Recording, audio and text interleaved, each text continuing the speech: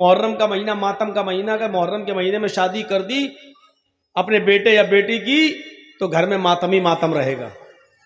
जबकि सबसे अच्छा महीना और बाबरकत महीना है वो खैर बरकत के एतबार से देखा जाए रमजान का महीना छोड़िए, लेकिन इस्लाम का पहला महीना और सारे अच्छे काम उसी महीने में हुए हैं। जमीन आसमान की तख्लीक और ये वो अल्लाह ताला ने मूसा अलैहिस्सलाम को फिरौन के जुल्म से नजात दी थी तो मुहर्रम के महीने में ये तमाम चीजें हुई। लेकिन आदमी इस महीने के बारे में क्या सोचता, नहीं मुहर्रम के महीने में हम शादी नहीं करेंगे। ये है बदशगुनी, बदफाल।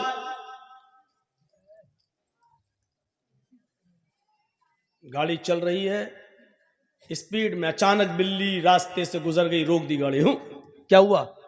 नहीं, बिल्ली ने रास्ता काट दिया। अरे इतने बड़े बड़े जुआरी शराबी कबाबी रास्ता काट रहे हैं, योगी मोदी सब रास्ते से गुजर रहे हैं तो रास्ता मनहूस नहीं हो रहा। बिल्ली बेचारी अल्लाह की मखलूक बेकसूर जानवर, ये गुजर गया तो रास्ता रोक। नहीं, अरे गाड़ी रोकना थी तो इन मनहूस नेताओं के गुजरने पर रोकना चाहिए थी कि अब तो पता नहीं सुबह सुबह किस नेता का चेहरा देख लिया, पता नहीं गाड़ी आगे बढ़ेगी कि नहीं बढ़ेगी। रोकना वहां चाहिए, रोक रहे इस बिल्ली पर। यह अकीदा रखना कि बिल्ली के गुजर जाने की वजह से एक्सीडेंट होने का खतरा है, गाड़ी रोक दी, 2 मिनट रुके उसके बाद गाड़ी चला रहे, यह है बदशगुनी।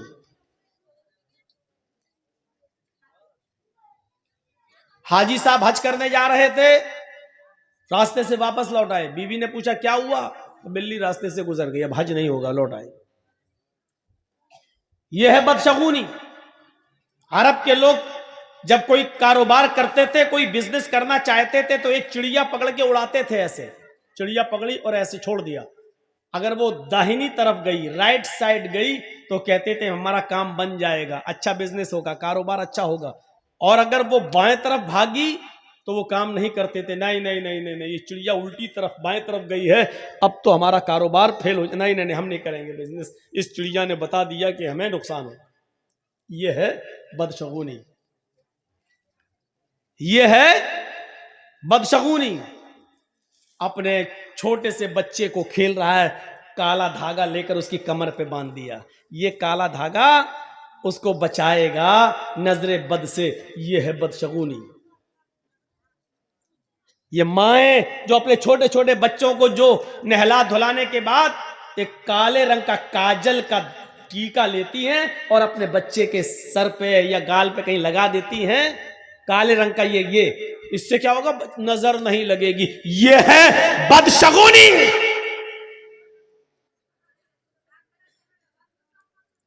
माफ कीजिएगा, सिर्फ इतना सा काला टीका लगा देने से तुम ये समझती हो कि मेरे बच्चे पे नजर नहीं लगेगी।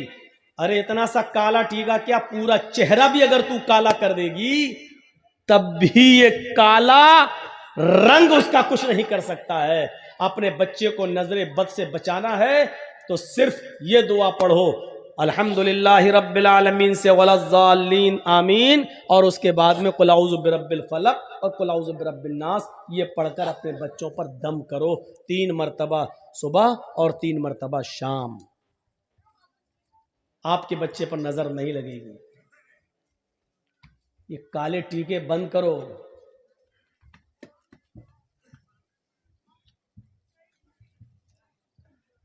ऐसे लगाओ, टीका लगा दिया। कितने बच्चे खेलते हुए हमारी गोद में आ जाते हैं, यही बिहार बंगाल के अंदर। मौलाना साहब जरा मेरे बच्चे के सर पे हाथ फेर देना, गोद लिया, काला टीका लगा हुआ है, काजल लगा हुआ है। इस अकीदे के साथ कि काला टीका लगा देने से बच्चे पर नजर नहीं लगेगी, गलत। 3 बार सूरह फातिहा पढ़ो, 3 बार कुल औज़ु बिरब्बिल फलक पढ़ो, 3 बार कुल औज़ु बिरब्बिन नास पढ़ो और अपने बच्चों पर दम करो। उसका तरीका यह होना चाहिए कि एक बार पहले पढ़िए आप औज़ु बिल्लाहि मिनश शैतानिर रजीम बिस्मिल्लाहिर रहमानिर रहीम अल्हम्दुलिल्लाहि रब्बिल आलमीन अर्रहमानिर रहीम मालिकि यौमिद्दीन इय्याका नअबुदु व इय्याका नस्तईन इहदिनस सिरातल मुस्तकीम सिरातल लज़ीना अनअमता अलैहिम गैरिल मग़दूबि अलैहिम वलद्दाल्लीन। फिर उसके बाद पढ़ो बिस्मिल्लाहिर रहमानिर रहीम कुल अऊज़ु बिरब्बिल फलक मिन शर्रि मा खलक व मिन शर्रि गासिकिन इज़ा वक़ब। ये पूरी सूरत पढ़ो। उसके बाद पढ़ो बिस्मिल्लाहिर रहमानिर रहीम कुल अऊज़ु बिरब्बिन नास मलिकिन नास इलाहिन नास मिन शर्रिल वसवासिल खन्नास अल्लज़ी युवस्विसु फी सुदूरिन नास मिनल जिन्नति वन नास। एक एक बार पढ़ लिया, अब बच्चे पे दम कर दो। इसके बाद फिर पढ़ो ऐसे ही, फिर पढ़ो ऐसे ही, ऐसे 3-3 बार पढ़ के आप सुबह दम कर दो फजर की नमाज के बाद, और शाम को दम कर दो इशा की नमाज के बाद। मौका लगे तो दोपहर में भी दम कर दो ज़ोहर की नमाज के बाद। लेकिन ये सब करने के लिए अम्मा को उठना पड़ेगा सुबह फजर में, नमाज पढ़ने के बाद दम करने के लिए। अब इन झमेलों से बचने के लिए कुछ कठमुल्लाओं ने कह दिया है काला टीका लगा दो नजर नहीं लगे। सच बता रहे हैं, यही कठमुल्ला उल्टी छुरी से काटे जाने वाले हैं। काले, अगर काली चीज से नजर रुकने वाली होती तो हिंदू भाई तो इतने इतने बड़े वो काली दुर्गा माँ का इतना बड़ा वो लगा लेते हैं अपने घरों में, जबान निकाले हुए करे हुए। अब देखिए इसका मतलब उनके घर पे तो नजर ही नहीं लगेगी, पूरा इतना बड़ा रख लेते हैं, दरवाजे पे लगा देते हैं, जबान बाहर निकली हुई है। क्या कहेंगे आप उसको? ये है बदशगुनी। कितने बच्चों को देखता हूं नंगे घूमते और काला काला वो बंधा हुआ है, सब क्या गंडा बांध दिया है। फला मौलाना साहब ने पढ़ के दिया। अरे मौलाना साहब तू खुद ही बांध ले अपने कमर पे। ना इन गंडों से कुछ होना है, ना इस टीके से कुछ होना है। अल्लज़ीना हुम ला यततय्यरून, जो बदशगुनी नहीं लेते होंगे, बगैर हिसाब किताब के जन्नत में जो जाएंगे 70,000 लोग, वो कौन होंगे? जो बदशगुनी नहीं लेते होंगे। वला यक्तऊन, जो अपने जिस्म को दगवाते नहीं होंगे। दगवाना समझते हैं ना, जानवर को दागा जाता है ताकि उसको पहचान लिया जाए खेत में किसका जानवर है। इसी तरीके से यहां पर वो चलवाना, हाथ पे कुछ टेटू बनवाना, मशीन चलवाना, नाम लिखवाना या कोई टेटू बनवाना ताकि वो निशान बना रहे, इसको कहते हैं दगवाना। जो साबुन से फिर मिटता नहीं है, उसका निशान बाकी रहता है। जब तक आप ऑपरेशन नहीं कराएंगे जब तक वो मिटेगा नहीं। जितने लोगों ने अपने जिस्म को दगवाया है, पहली फुर्सत में ऑपरेशन करके इसको मिटवा दीजिए। अगर इस हाल में मर गए तो अल्लाह की कसम तुम्हारी बख्शिश नहीं होगी। जिसके जिस्म को दागा गया हो और उसने अपने जिस्म पर दगवाया हो, ऐसा आदमी अगर मर जाए तो इसकी जनाजे की नमाज पढ़ना जायज नहीं है और इसको मुसलमानों के कब्रिस्तान में दफन करना भी जायज नहीं। लिखे बैठे हैं अपनी अपनी माशूकाओं के नाम, लड़के और लड़कियां लिख बैठी हैं अपने महबूबों के नाम। कभी यहां लिख लिया, कभी यहां दगवा लिया। साहब देख, कुछ लोग तेजाब से भी लिख देते हैं, कुछ लोग छुरी से लिखते हैं काट के। ये सब दगवाने के हुक्म में शामिल है। दगवाने शेख सालेह अल उसैमीन का फतवा है कि अगर किसी आदमी का मौत इस हाल में होती है कि उसके जिस्म पर टैटू बंधा हुआ है, दागा हुआ है, तो इस शख्स की न तो नमाज जनाजा पढ़ी जाएगी और न मुसलमानों के कब्रिस्तान में इसको दफन किया जाएगा। करने को तो कुछ भी करना। तो बगैर हिसाब और किताब के जो जन्नत में जाएंगे, उनमें जो अपने जिस्म को दगवाते नहीं होंगे। मदरसे के बच्चों, तुम लोग बार बार उठ रहे हो, जाओ यहां से, चलो। जिसको जाना हो यहां से जाओ जी, बार बार उठकर डिस्टर्ब मत करो यहां पर।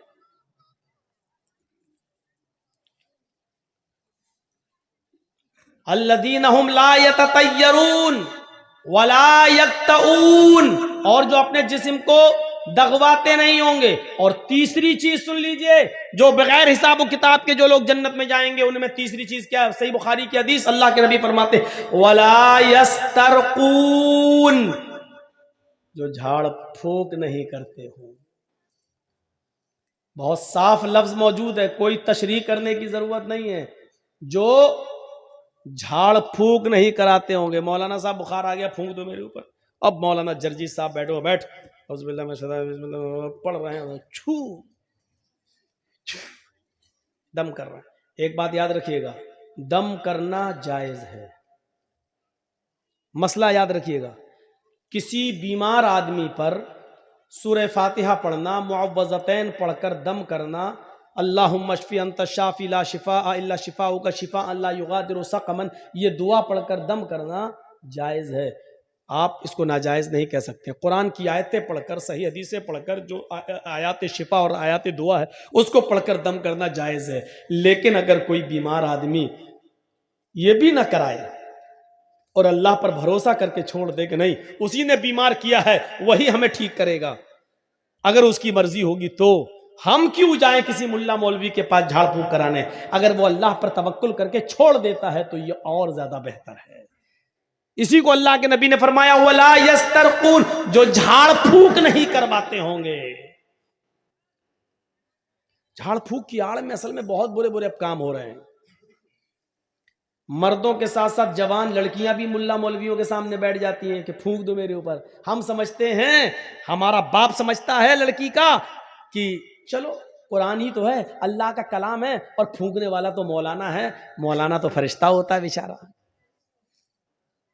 वो इंसान कहां होता है, वो तो फरिश्ता होता है। जिस तरीके से पर्दा 10 साल की उम्र की लड़की को, 10 साल से बड़ी लड़की को जिस वक्त 10 साल की हो जाए उसके बाद लड़की को अपना चेहरा भी छिपाना पड़ेगा, अपने हाथ की हथेलियां भी छुपाना पड़ेंगी, उसको पर्दा करना पड़ेगा। और जिन लोगों से पर्दा करना है उनमें मुल्ला मौलवी भी शामिल हैं।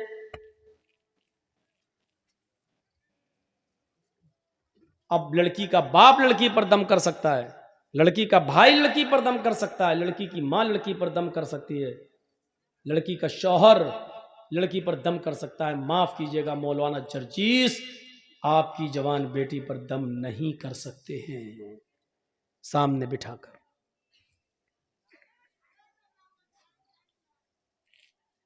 वला यस्तरकून, झाड़ फूक नहीं कराते होंगे। झाड़ फूक अगर कोई शख्स करता है कुरान और हदीस के दायरे में तो जायज है, लेकिन अगर अल्लाह पर भरोसा करके ये भी ना करवाया जाए तो अफजल है, बेहतर है। वला यस्तर। और चौथी चीज वअला रब्बिहिम यतवक्कलून, और जो अपने रब के ऊपर पूरा पूरा भरोसा और तवक्कुल करते होंगे, ये लोग बगैर हिसाब व किताब के जन्नत में जाएंगे। अब जन्नत में जाने वाले कितने लोग हो गए? जिन्होंने कहा ला इलाहा इल्लल्लाह वो जन्नत में जाएंगे। जिन्होंने ला इलाहा इल्लल्लाह के साथ नमाज पढ़ी, रोजा रखा, हज किया, ज़कात दी, यानी चारों काम किए, ये जन्नत में दाखिल होंगे। और तीसरी चीज मन काना फी आखिरी कलाम, मन काना फी आखिर कलाम ही ला इलाहा इल्लल्लाहु दखलल जन्ना, और जिसकी जबान से आखिरी जुमला ला इलाहा इल्लल्लाह निकला वो जन्नत के अंदर दाखिल होगा। जो बदशगुनी नहीं करता होगा वो जन्नत के अंदर दाखिल होगा। बगैर हिसाब व किताब की जाने वालों में ये भी शामिल है। और जो अपने जिस्म को दगवाते नहीं होंगे, और जो झाड़ फूक नहीं कराते होंगे, और जो अपने रब के ऊपर पूरा का पूरा तवक्कुल और भरोसा और एतमाद करते होंगे, अल्लाह के अलावा उनका यह एतमाद किसी और के ऊपर नहीं गया होगा, ये बगैर हिसाब ये जन्नत में जाने वाले लोगों में से होंगे। आइए एक और आसान तरीका बता दूं जन्नत में जाने का, और बहुत आसान है। मा मिनकुम मिन अहदिन, मा मिनकुम मिन अहदिन यतवज़्ज़उ फयुहसिनुल वुज़ू सुम्मा यक़ूल अशहदु अल्ला इलाहा इल्लल्लाह व अशहदु अन्न मुहम्मदन अब्दुहु व रसूलुहु इल्ला फुतिहत लहु अब्वाबुल जन्नतिस समानियतु। तुम में से जिसने वुजू बनाया, लीजिए, तुम में से जिसने वुजू बनाया, फयुहसिनल वुजू, और अच्छी तरीके से वुजू बनाया। एक तो होता वुजू बनाना और एक होता है अच्छी तरीके से वुजू बनाना। वुजू बनाना क्या है? जैसे बिहार में एक जगह हम जलसे में गए तो जो टोटियां लगी थी मस्जिद में, नल जो लगे हुए थे, वहां बैठकर मैं वुजू बना रहा था। तो जमात खड़ी थी, बिहारी का एक आदमी बेचारा आया उसी गांव का और मेरे पास आकर बैठ के वो भी वुजू बनाने लगा और हमसे पूछता है कि मौलाना साहब हमें कितनी रकात हो गई? हमने कहा शायद 2 हो गई, ये 2 बची हैं। 2 हो गई कि हाँ। अब देखिए उसकी वुजू की, अल्लाह, उसको दोनों मिल गई और मैं जब तक वुजू बना के पहुंचा तो मेरी एक और छूट गई। बैठा तो निकल चुकी थी, 2 रह गई थी। पूछा कितनी मौलाना, कितनी हो गई? हमने कहा 2 हो गई, शायद 2 रह गई। उसने इतनी जल्दी वुजू बनाया कि जो रह गई थी वो दोनों मिल गई। अब अल्लाह बेहतर जाने कि इसने वुजू बनाया कि क्या किया। ये वुजू नहीं है। कौन सा वुजू बनाने वाले को जन्नत मिल रही है? वुजू सीखिए क्या है। फयुहसिनल वुजू, अच्छी तरीके से वुजू बनाना। अच्छी तरीके से वुजू क्या है? आप एक चुल्लू पानी लीजिए, जैसे नल पर बैठे तब भी, टोटी खोलिए, पानी लीजिए, टोटी बंद कर दीजिए, पानी ज्यादा जाया ना हो। 2 मुद्द पानी में अल्लाह के रसूल वुजू बना लेते थे। 4 मुद्द का 1 सा होता है, 4 मुद्द का 1 सा होता है और 1 सा 2.5 किलो का होता है। कितने का? 2.5 किलो का, यानी 2.5 लीटर में का आधा करो तो कितना हुआ भाई? 2.5 किलो। ये 4 मुद्द है, 4 मुद्द का 1 सा, और 1 सा कितने का होता है? 2.5 किलो का। तो आधा सा यानी 4 में से 2 मुद्द, तो आधा सा यानी 2.5 किलो का आधा करिए तो कितना हुआ? 1.25 लीटर पानी में अल्लाह के रसूल वुजू बना लेते थे। सुन लीजिए, एक एक बाल्टी भरकर वुजू बनाने वालों, वुजू बनाने का सवाब तो मिलेगा, लेकिन एक बाल्टी पानी जो खर्च कर दी इसका गुनाह भी पड़ेगा। तुम बचोगे नहीं। सोचिए,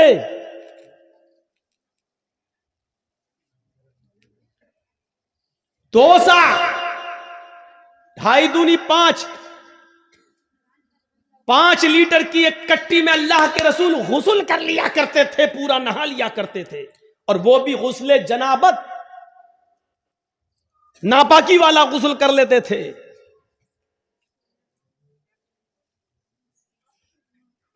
मौलाना साहब इतने में तो हमारे पैर भी नहीं धुलेंगे। गुस्ल खाने में जाते ही पहले हम टोटी खोल के अपना बाथरूम साफ करते हैं, उतना पानी तो हम गुस्ल खाने को साफ करने में लगा देते हैं।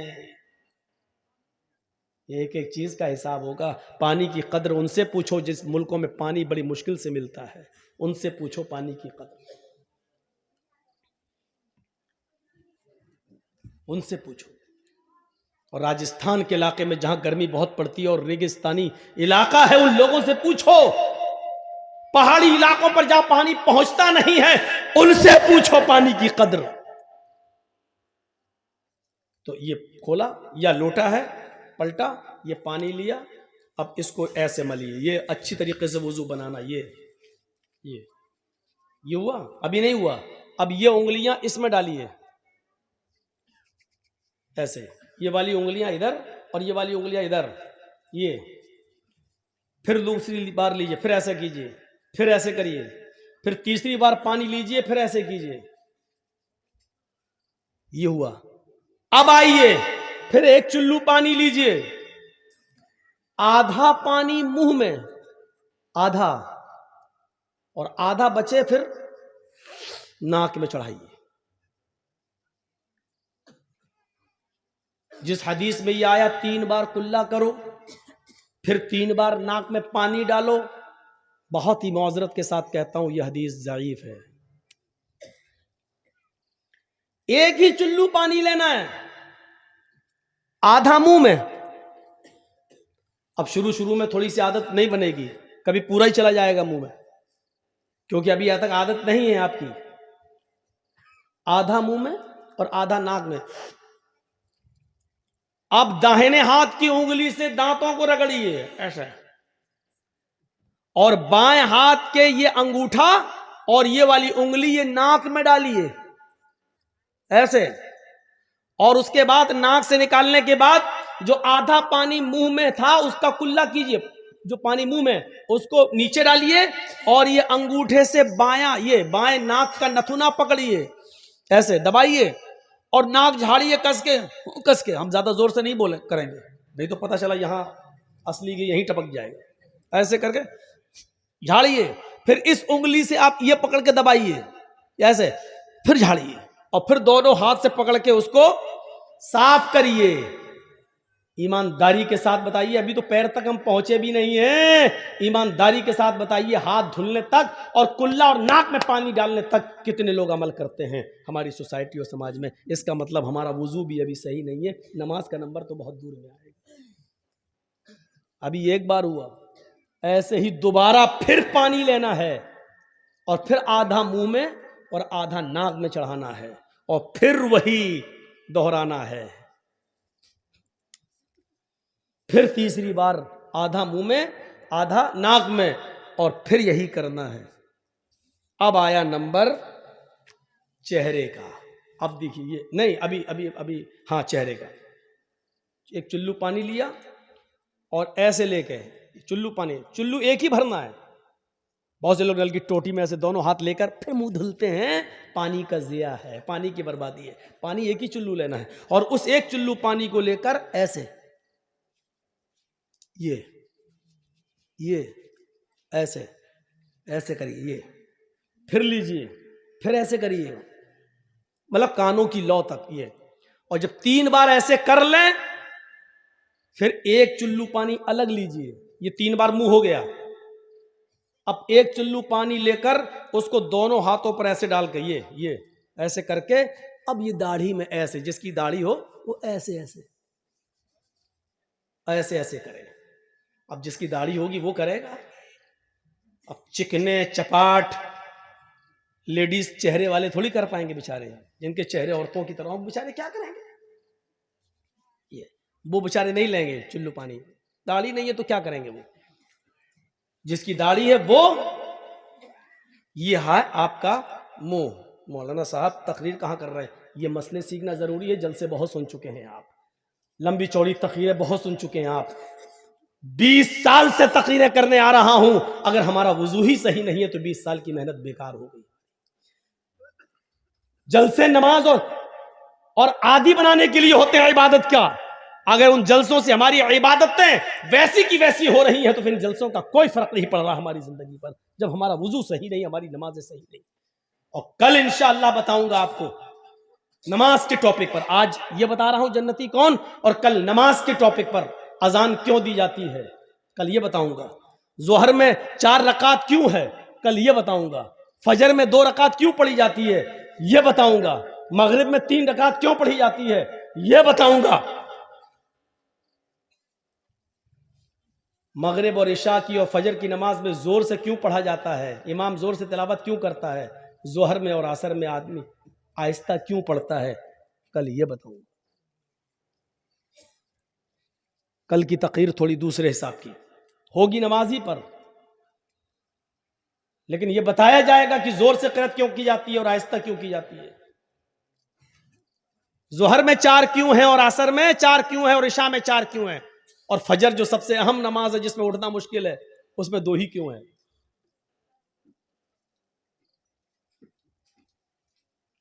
तो ये वुजू अभी, अब 3 बार चेहरा हो गया, अब ये हाथ ऐसे लीजिए, एक चुल्लू पानी बस, और इसी को आप चढ़ा लीजिए। बहुत से लोग कहते हैं ऐसे करोगे तो गुनाह ऊपर चढ़ जाएंगे। अल्लाह के बंदे, अपनी अकल से मत दौड़ाओ सारी खुराफातें। पानी लिया और ऐसे करो, और इस हाथ से ऐसे ऐसे ये कोहनी तक आप धुलिए, फिर लीजिए, फिर कोहनी तक धुलिए, फिर इसी दाहिने हाथ में एक चिल्लू पानी भरकर फिर उल्टे हाथ पर ऐसे ऐसे कीजिए, ये फिर लीजिए, फिर कीजिए, और उसके बाद में एक बार पानी लिया चुल्लू में, एक ही चुल्लू पानी, फिर लेकर फिर आपको ऐसे करके ये ऐसे करके ये करना है। सुनिए, मसा यहां तक लाइए, जहां पर सर पर तकिया रखते हैं आप, ये यहां तक, जिसको हम लोग गुद्दी बोलते हैं, यहां तक लाइए हाथ, बिल्कुल ऐसे ही। और इसको पूरी तरीके से, बहुत से लोग क्या करते हैं, जो हिप्पी कट बाल रखते हैं, जो शाहरुख खान बने हुए हैं, अरे हम क्या इनके नाम लें, जो हिजड़े बने हुए हैं, ये कहूं, ये ज्यादा बेहतर है। हम तो ये जुमला इस्तेमाल करेंगे, जिसको बुरा लगता हो वो लगे और कल ना आए। जो आजकल बिल्कुल लंबे लंबे बाल रखकर वो बने हुए हैं, हिप्पी कट, हिजड़े कट, ये कुछ बाल देखें ना आप कैसे कट रहे हैं, यहां से बिल्कुल मशीन चल रही है, यहां से चल रही है, यहां पर देख रहे हैं जैसे टिल्लू पंप रख दिया गया हो, यहां से टकला, यहां से टकला, यहां से टकला, बाल यहां पर हैं। कसम खुदा की ऐसा लगता है ये बाल कौन से हैं, इसको हम कहते हैं सुअर कट बाल, सुअर कट बाल है ये लोग रख रहे हैं आज।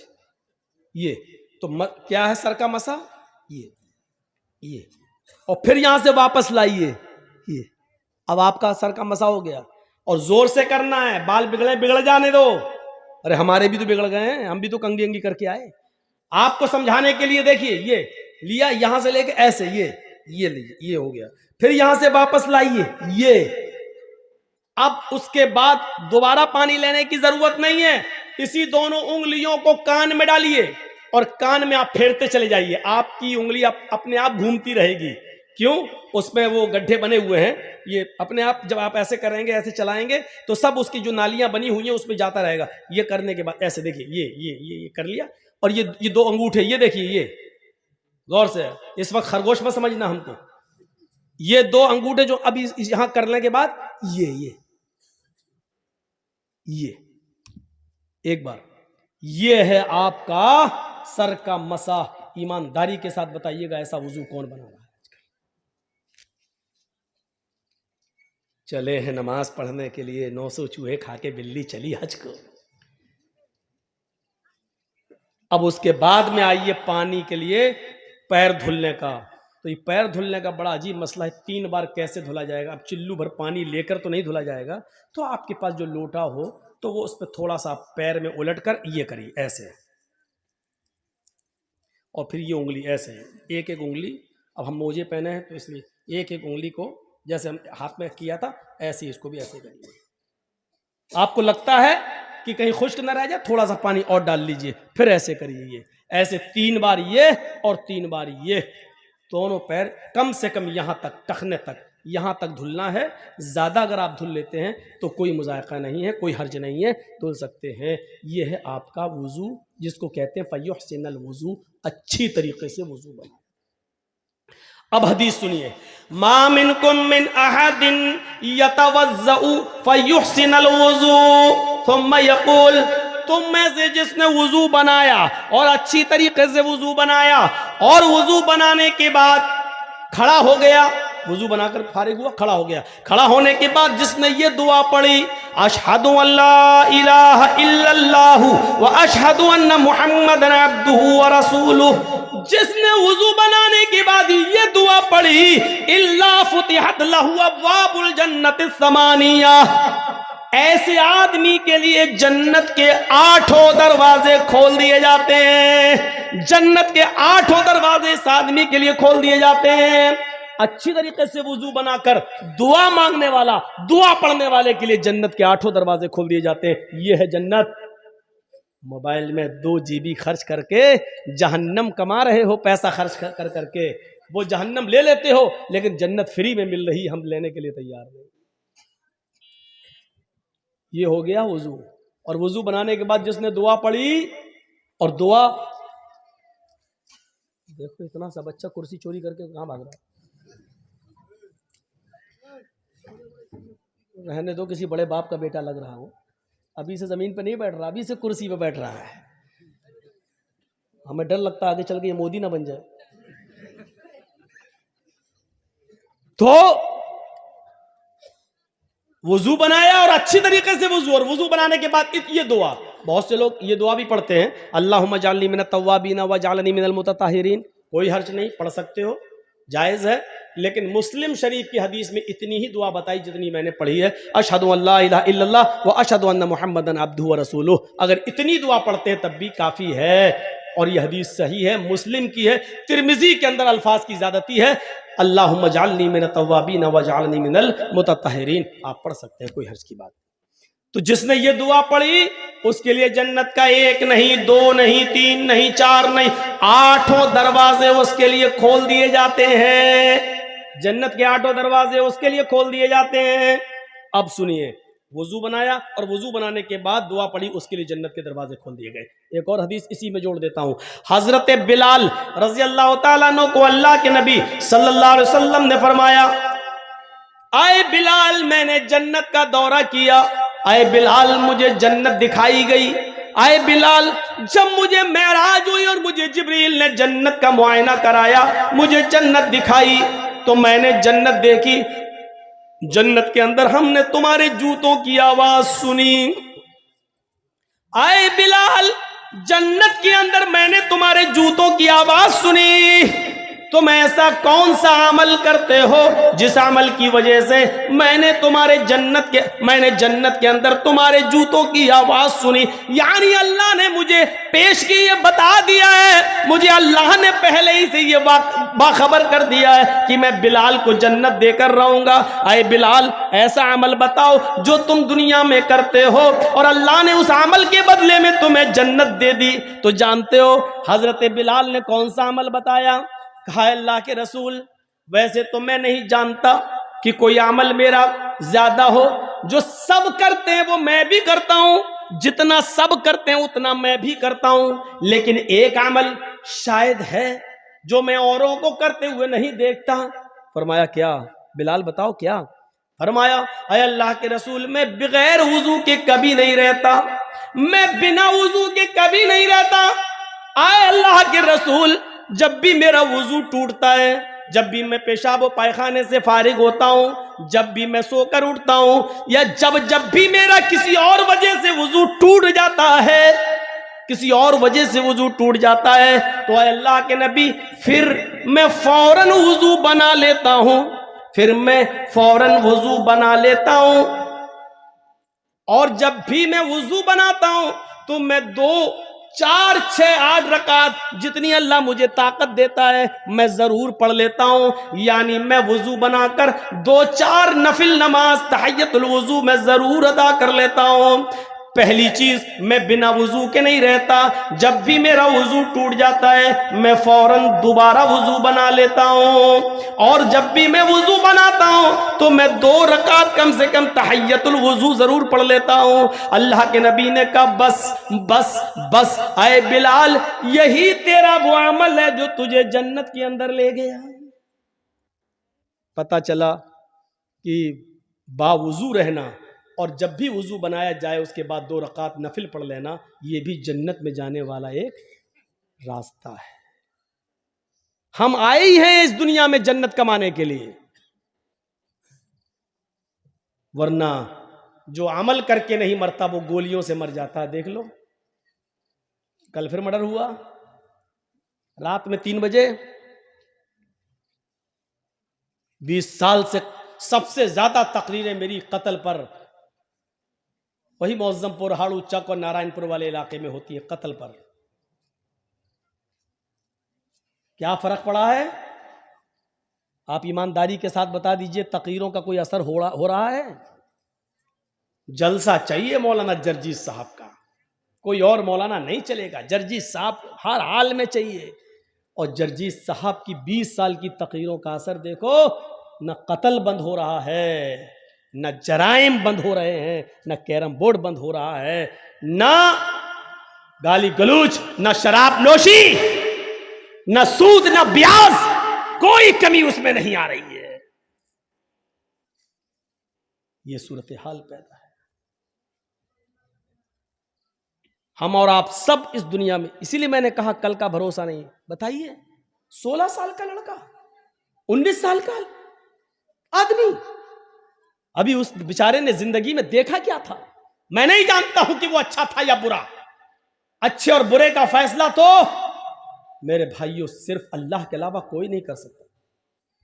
और याद करो उस जंग को जिसमें एक काफिर कई मुसलमान सहाबा को कत्ल कर चुका है, और जब एक सहाबी उसके पास पहुंच गए और उसको मारने के लिए तलवार उठाई, क्योंकि वो कई लोगों को मार चुका था, जब सहाबी ने उसके पेट में तलवार मारना चाहिए, मौका अच्छा था, तो उसने फौरन तलवार फेंक दी और कहने लगा अशहदु अल्ला इलाहा इल्लल्लाह व अशहदु अन्ना मुहम्मदन अब्दुहु व रसूलुहु। देखो मैंने तलवार फेंक दी, कलमा पढ़ लिया, अब मुझे मत मारो, मैं मुसलमान हूं, मैं सहाबी, मैं इस्लाम ला चुका हूं। उस सहाबी ने तलवार रोक ली और रोकने के बाद कुछ सोचने लगा, कुछ सोचा और सोचने के बाद उठाकर तलवार मार ही दी और उसको मार डाला। जंग खत्म होने के बाद अल्लाह के नबी सल्लल्लाहु अलैहि वसल्लम के पास आए, कहा अल्लाह के रसूल उसने कई लोगों को मारा, जब मारते मारते हमारे करीब आया और मैंने तलवार उसके ऊपर उठाई तो उसने फौरन कह दिया अशहदु अल्ला इलाहा इल्लल्लाह व अन्ना मुहम्मदन अब्दुहु व रसूलुहु।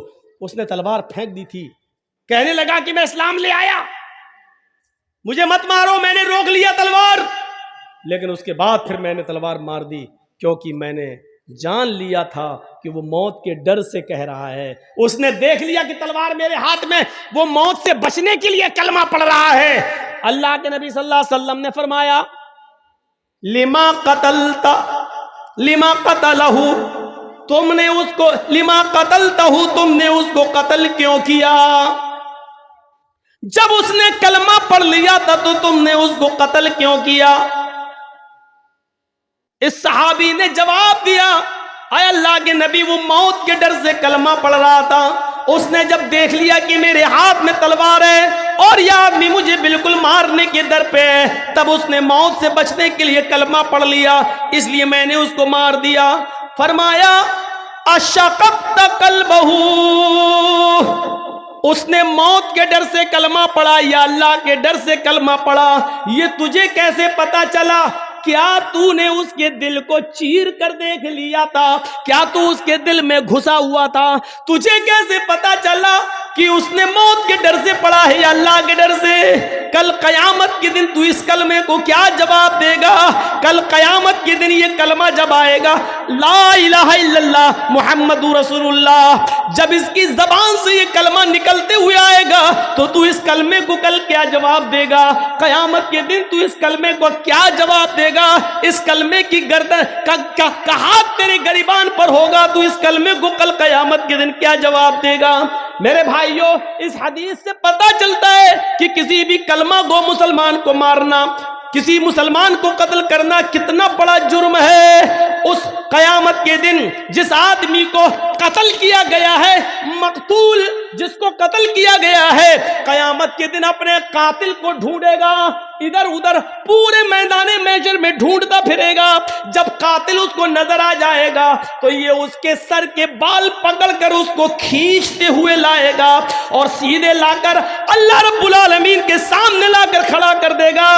अल्लाह पूछेगा मेरे बंदे ये क्या है? वो कहेगा आय अल्लाह, ये मेरा, इसको मैं खींच कर तेरे दरबार में लाया हूं। आए मेरे परवरदिगार, आय अल्लाह सल हाजा लिमा कतलनी, आज तू इससे सवाल करके इसने दुनिया में मुझे क्यों मारा था? आज इससे तू सवाल कर इसने दुनिया में मुझे क्यों कत्ल किया था? आज इससे तू पूछ इसने दुनिया में मुझे क्यों कत्ल किया था? मुझे कत्ल करने के बाद मेरी बीवी को बेवा किया था, मेरे बच्चों को यतीम किया था, इससे पूछ के मेरी बीवी का क्या कसूर था जो तूने उसको बेवा कर दिया? इससे पूछ के मेरे बच्चों का क्या कसूर था कि तूने उसको यतीम कर दिया? इससे पूछ कि मेरी बाप का, मेरी माँ का क्या कसूर था कि तूने उससे उसकी औलाद छीन ली? वो रोते रहे। पूछ इससे, आय अल्लाह ये मेरे सवाल का जवाब नहीं देगा, आज तेरे सवाल का जवाब देगा। सल हाजा लिमा कतलनी, इससे पूछ कि इसने दुनिया में मुझे क्यों मारा था, इसने दुनिया में मुझे क्यों कत्ल किया था? इस हदीस के होते हुए कितना बड़ा दिल और कितना बड़ा कलेजा है कातिलों का, ये सोचकर कि एक दिन उनको भी मरना है, ये सोचकर उनके दिल क्यों नहीं कांप जाते? ऐसे नहीं मरेगा तो आदमी ऐसे मरेगा, मरना है। हाँ यही वो अमल है जिसने तुम्हें जन्नत के करीब कर दिया है, बावुजू रहना। और जब भी वुजू टूटता, और याद रखिएगा वुजू उन्हीं चीजों से टूटता है जिन चीजों को अल्लाह के रसूल ने बयान कर दिया है।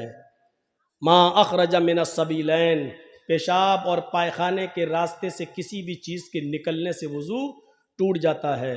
पेशाब करने से भी वुजू टूट जाता है, लेटरिन करने से भी वुजू टूट जाता है, हवा के खारिज हो जाने से वुजू टूट जाता है। इसी तरीके से गहरी नींद सो जाने से, सोकर उठने से वुजू टूट जाता है। इसी तरीके से कै आ जाए, उल्टी आ जाए, उससे वुजू टूट जाता है। इसी तरीके से आपकी नाक के नक्सीर फूट जाए तो उससे वुजू टूट जाता है। इसके अलावा और चीज़ों से वुजू नहीं टूटता, अगरचे वो गुनाही क्यों ना हो।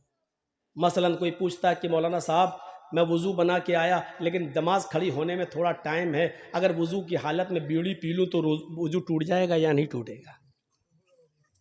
तो सुन लो, बीड़ी पीने से वुजू नहीं टूटता है, सिगरेट पीने से वुजू नहीं टूटता है, लेकिन बीड़ी और सिगरेट के पीने का गुनाह आपको पड़ेगा। और बात खुलकर कह दूं, शराब पीने से भी वुजू नहीं टूटेगा। हाँ, शराब पीने के बाद नशा इतना आया कि आपको होश ही नहीं है, तब आपका वुजू टूट जाएगा, क्योंकि अब आपको होश नहीं है। वुजू आपका तब टूटेगा, लेकिन शराब पीने से वुजू नहीं टूटेगा, लेकिन शराब पीने का गुनाह पड़ेगा। इससे भी ज्यादा खुल के कह दूं, माँ बहन की गालियां जो लोग दे देते हैं वुजू की हालत में, गाली देने से भी वुजू नहीं टूटेगा, क्योंकि शरीयत ने वुजू टूटने की जो शराइत बताई हैं उनमें गाली देना शामिल नहीं है। गाली देने से भी वुजू नहीं टूटेगा, लेकिन गाली देने का गुनाह पड़ेगा। हाँ, ऊंट का गोश्त खाने से वुजू टूट जाएगा। सारी कोई भी चीज खाइए, किसी भी चीज के खाने से वुजू नहीं टूटेगा, लेकिन ऊंट का गोश्त खाने से वुजू टूट जाएगा। यह हदीस है। क्यों टूटेगा मसलहत नहीं मालूम है, लेकिन बाज़ उलमा ने लिखा है, शारहीन हदीस ने लिखा है, चूंकि ऊंट बहुत गर्म होता है और गर्म चीज खाने के बाद उसकी गर्मी को खत्म करने के लिए पानी की जरूरत पड़ती है, इसलिए वुजू बताया है। लेकिन ये मसलहत ऐसे ही लोगों ने बता दी है, इसकी कोई दलील नहीं है। जहां तक मेरा अपना इल्मी नाकिस इल्म का तकाजा है, मैं कह सकता हूं कि वुजू के टूटने की शायद ये वजह हो सकती है कि ऊंटों के ऊपर जिन्नात का साया ज्यादा हो। ऊंट के ऊपर अक्सर जिन्नात का साया ज्यादा होता है और जिन्नात आग से पैदा होते हैं, इसलिए आग को बुझाने के लिए पानी की जरूरत पड़ती है। इसलिए ऊंट को खाकर, उसका गोश्त खाकर कहीं ऊंट के ऊपर जो सवार जिन्नात, उसका असर आपके ऊपर ना आ जाए, इसलिए उस जिन्नात के असर को खत्म करने के लिए वुजू की जरूरत है। वुजू बना लेंगे तो असर खत्म हो जाएगा, शायद इसलिए वुजू बताया हो। लेकिन वजह कुछ भी हो, सच यह है कि ऊंट का गोश्त खाने से वुजू टूट जाता है। हमें वुजू बनाना है ऊंट का गोश्त खाकर। मसलन हम बावुजू हैं, किसी ने ऊंट का गोश्त दे दिया, हमने खा लिया, अब हमारा वुजू नहीं रहा, अब हमें नमाज पढ़ना है तो वुजू बनाना पड़ेगा। मसलहत कुछ भी हो, हमें यह हुक्म मानना है, क्योंकि जनाब मोहम्मद रसूलुल्लाह सल्लल्लाहु अलैहि वसल्लम ने फरमाया है। तो यह मुर्गी खाइए, बकरी खाइए, गाय खाइए, भैंस खाइए, जितने हलाल जानवर खाइए, बावुजू हैं, आपका वुजू नहीं टूटेगा। लेकिन ऊंट का गोश्त खाएंगे उसके बाद वुजू आपका टूट जाएगा। और चीजों से वुजू नहीं टूटेगा। गाली आप दे रहे हैं, नहीं टूटेगा वुजू, लेकिन हाँ, गाली देने का गुनाह पड़ेगा। अब सवाल ये कि हमने किसी को गाली दी, तेरी माँ का तेरी, अब गाली देने के बाद वुजू है ही, अब हम नमाज पढ़ने जाएं, हाँ जा सकते हो। मौलाना साहब गाली दी तो अब क्या करोगे? गाली दी तो दोबारा वुजू बनाओगे? गाली देने से वुजू थोड़ी टूटा, वो तो गुनाह तेरा लिख गया है। बाएं हाथ के कांधे पर जो फरिश्ता है उसने लिख लिया तेरा गुनाह। अब तुम जाओ अल्लाहु अकबर कहो, नमाज पढ़ो, अब उसमें दुआ तो आएगी, औज़ु बिल्लाहि मिनश शैतानिर रजीम बिस्मिल्लाहिर रहमानिर रहीम। भाई सुभानक अल्लाहुम्मा पढ़ोगे तो उसमें पढ़ोगे ना, वला इलाहा गैरुक अऊज़ु बिल्लाहि मिनश शैतानिर रजीम बिस्मिल्लाहिर रहमानिर रहीम अल्हम्दुलिल्लाहि रब्बिल आलमीन अर्रहमानिर रहीम। अल्लाहुम्मा बाइद पढ़ोगे तब भी अल्लाहुम्मा बाइद बैनी व बैन खताया कमा बाअदत बैनल मशरिक़ि वल मग़रिब अल्लाहुम्मा नक़्क़िनी मिनल खताया कमा युनक़्क़ा थौबुल अबयज़ मिनद दन्स। ये पूरी दुआ पढ़ोगे, उसके बाद पढ़ोगे अऊज़ु बिल्लाहि मिनश शैतानिर रजीम बिस्मिल्लाहिर रहमानिर रहीम। जहां आपने गाली दी अऊज़ु बिल्लाहि मिनश शैतानिर रजीम पढ़ने के बाद आपने उस असर को खत्म कर दिया, लेकिन गाली देने का गुनाह आपको पड़ेगा। तो मेरे भाइयों, इस बात को याद रखिएगा। मसले हैं ये छोटे छोटे, इनको अपने जहन में रखिएगा। हर हराम चीज नापाक नहीं होती है, मसला याद रखिएगा। हर हराम चीज नापाक नहीं होती है। मसलन हम नमाज पढ़ने के लिए जा रहे हैं, अचानक कोई आदमी शराब पी रहा और शराब की बोतल से शराब गिरी और मेरे कपड़ों पे गिर गई। अब शराब हमारे कपड़ों पे लगी हुई है, क्या इस शराब से हमारा कपड़ा नापाक हो जाएगा? क्या हम धोएंगे उसके बाद जाएंगे नमाज पढ़ने के लिए?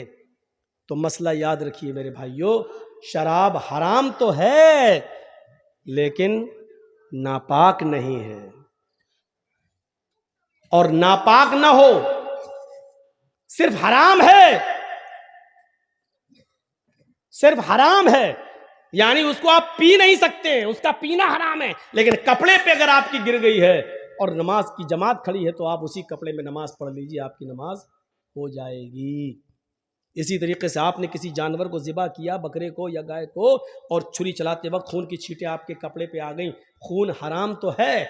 इन्नमा हर्रमा अलैकुमुल मैतता वद्दम, अल्लाह ने खुद कहा तुम्हारे ऊपर मुर्दार हराम है, तुम्हारे ऊपर खून हराम है, तुम्हारे ऊपर लहमल खिंजीर, सूअर का गोश्त हराम है, हैं?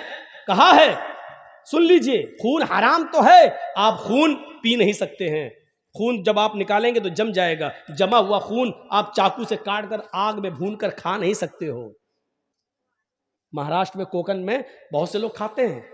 भैंस काटी, कोई भी कुत्ता काटा, कुछ भी काटा तो खूब ब्लड जो निकला उसको एक प्लेट में जमा किया, उसको जमाया, चाकू से काटा और पनीर की तरह हो जाता है वो, चाकू में लगाया, आग में भूना और खा रहे हैं उसको। तो खून खाना और खून पीना हराम है लेकिन नापाक नहीं है। नापाक की दलील चाहिए, नापाक नहीं है। हर हराम चीज नापाक नहीं होती है। कपड़े पे गिर जाए तो आप नमाज पढ़ सकते हैं, आपकी नमाज हो जाएगी। बहुत सी चीजें पाक होती हैं लेकिन गंदगी में शामिल हैं।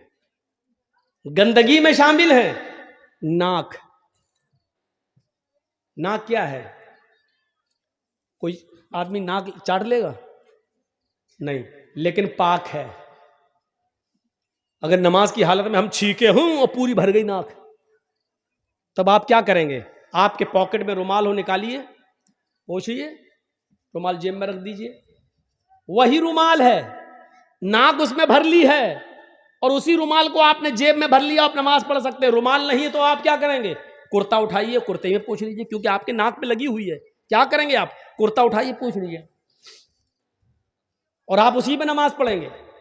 तो नाक गंदी तो है लेकिन नापाक नहीं है। थूक, थूक, जमीन पर हमारे मुंह में थूक है, पी गए, खा गए। हर आदमी के साथ ऐसा होता है, अपना थूक आदमी निकल जाता है, कोई बात नहीं, लेकिन अपना ही थूक अगर जमीन पर थूक दे उसके बाद कहो चाटो तो नहीं चाटेगा।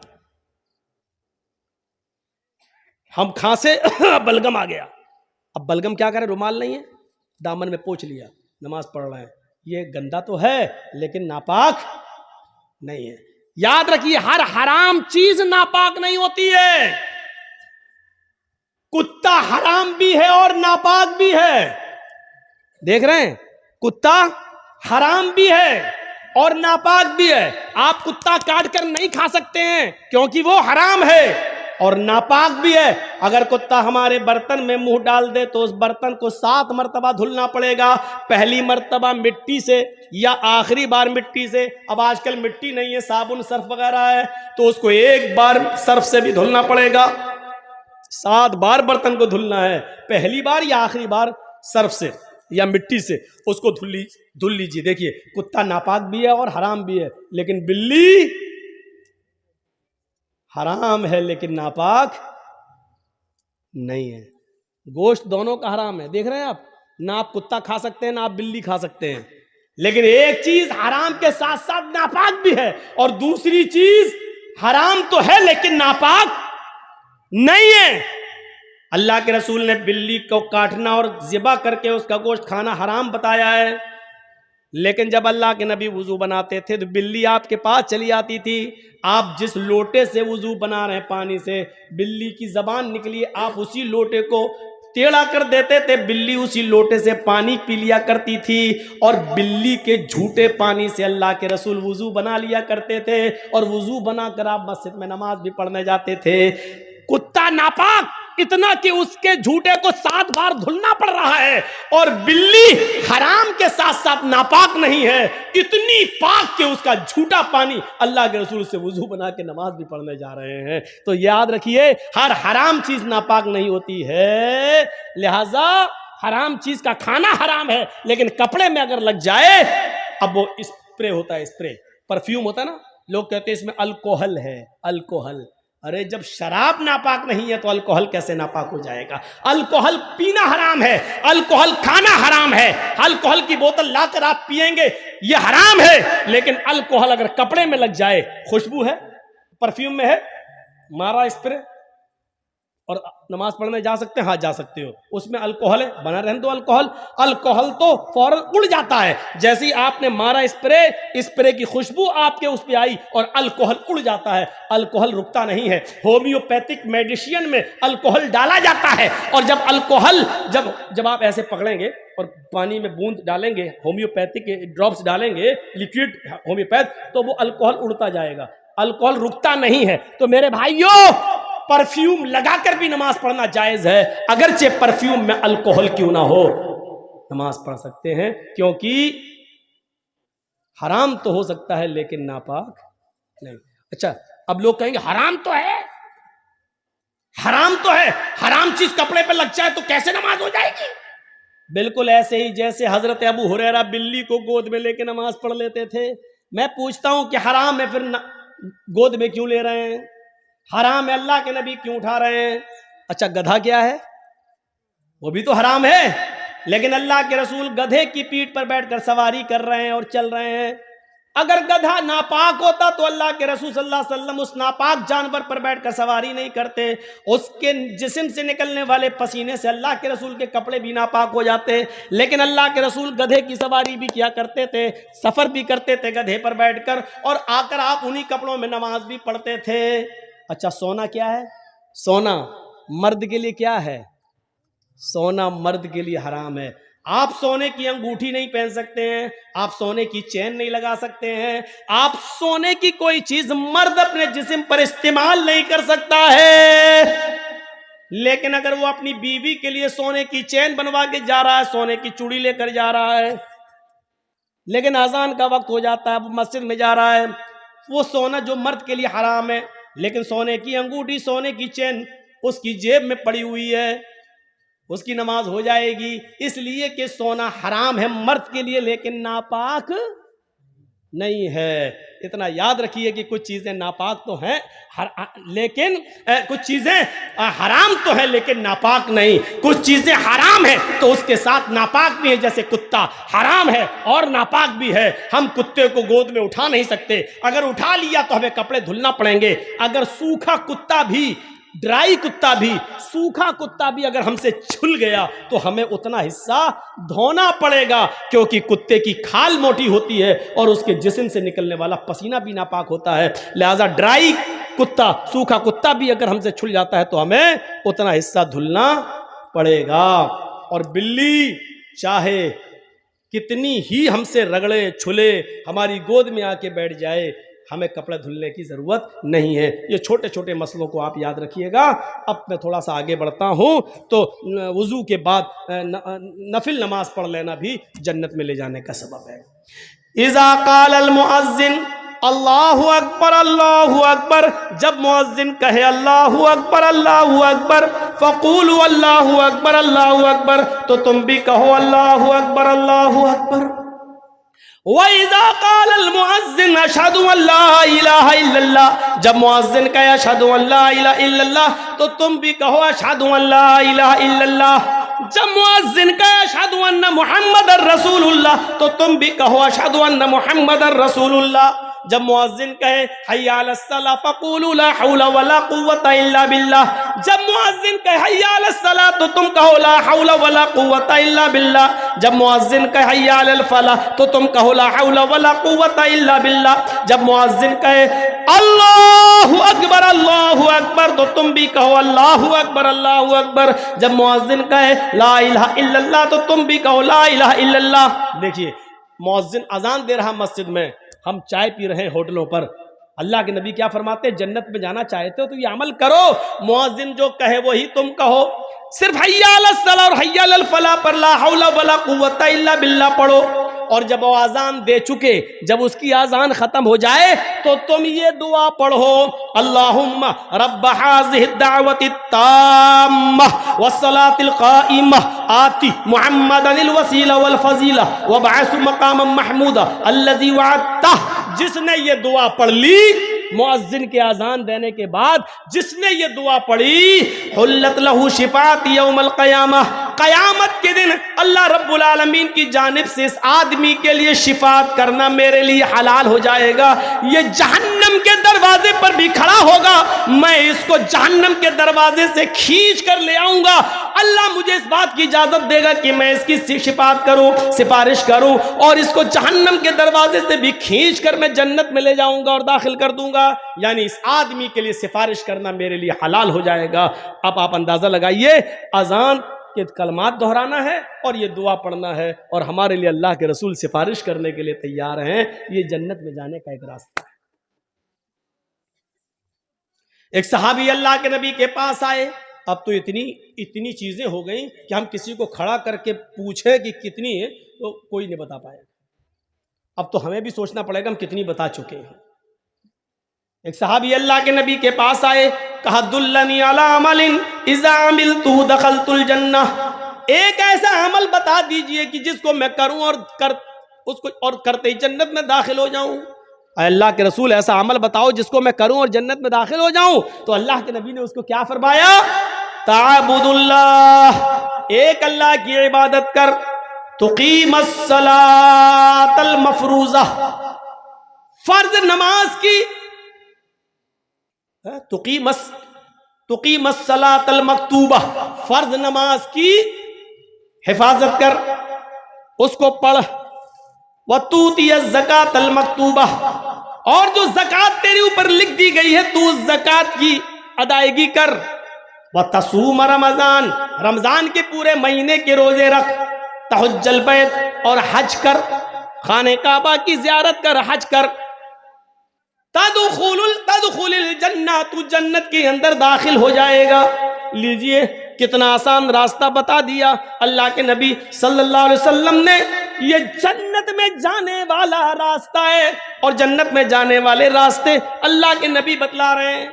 आइए, ये हमारी माँ बहनें आई हैं, इनको भी जन्नत में जाने का एक रास्ता बता दूं। बैठ जाओ भाई, मत उठो सामने से। एक भी रास्ता निकल गया तो क्या करोगे?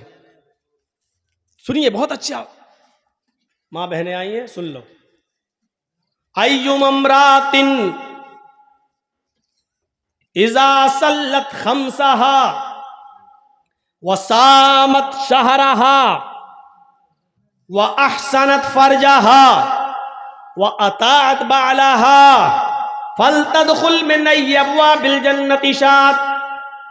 ये चारों चीजें औरतों के लिए बताई जा रही हैं। जो औरत 5 वक्त की नमाज पढ़ ले, पाबंदी के साथ 5 वक्त की नमाज पढ़ती हो, वह सामत शहरा, रमजान के पूरे महीने के रोजे रखती हो, वह अहसनत फरजा, अपनी शर्मगाह की हिफाजत करती हो, बेहुदा कपड़े न पहनती हो, कपड़े लूज हो, ढीले ढाले हो, चुस्त न हो, उसके जिस्म का बना और कसावट दिखाई न देती हो, ढीले ढाले कपड़े पहनती हो, वह अताअत बालहा, और अपने शौहर की इताअत व फरमा बरदारी करती हो, अपने शौहर की सेवा में, अपने पति की सेवा में कमी न करती हो। फलतदखुल मिन अब्वाबिल जन्नति शात, जन्नत की जिस दरवाजे से ये दाखिल होना चाहे हो जाए, इसको जन्नत का कोई फरिश्ता किसी भी दरवाजे पर खड़ा हो उसको जन्नत में जाने से नहीं रोक सकता। इस औरत के लिए जन्नत के सारे दरवाजे खुले हुए हैं, जिस दरवाजे से दाखिल होना चाहे चली जाए, इसके लिए जन्नत के सारे दरवाजे खुले हुए हैं। अय्युम अम्रातिन मातत व ज़ौजुहा राजिन,